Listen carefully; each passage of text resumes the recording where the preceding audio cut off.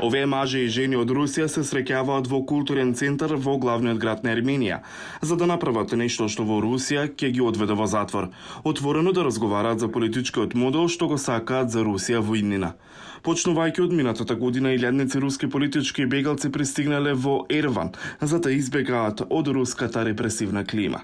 Интеграцијата во Ерменија е реално лесна, бидејќи многу ерменци зборуваат руски. Првите пристигнувања биле главно млади луѓе со професија од информатичката технологија, што им овозможило да работат од далечина. Профилот на овие луѓе кои доаѓале се сменил кога станало јасно дека руската инвазија на Украина во целосен обем ќе биде продолжена и оти војната регрутација ќе се прошири.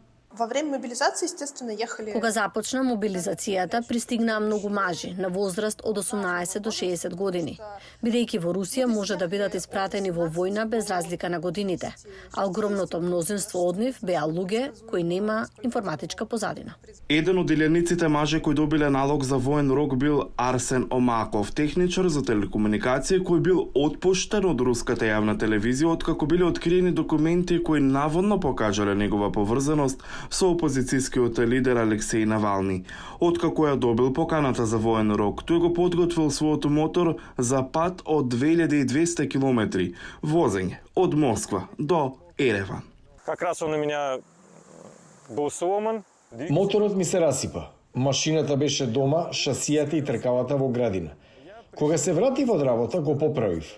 Навечер запалив неколку сијалици за да можам да работам на него, а взори заминав. За оние кои избегале од Русија и ги оставиле своите работни места зад себе, борбата е за економски опстанок, но неопходноста раѓа креативност и оваа група театарски уметници работела на премиера на представа што ја исмејува руската политичка структура.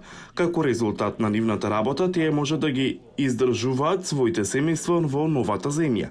Работењето во Русија за време на војна, цензурата и пропагандата не се совпаѓаат со нивните морални позиции. На самом деле я был уверен, что Верував дека во контекст на војната нема да има простор за кино или театар во Русија, но државата троши многу пари на тоа, многу луѓе кои не работеа порано сега имаат работа. Сепак, не можам да работам на овие проекти кои се речиси целосно пропаганда. За многу руси кои побоигнале, прашањето е секогаш исто: да се вратат или да не се вратат назад. По крайней мере, пока идет. Се разбира дека додека има војна или додека истите луѓе остануваат на власт, враќањето не е опција.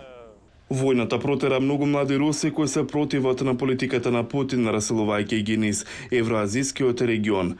Цела генерација принудена да избира помеѓу она што го гледа како неправедна војна и екзил.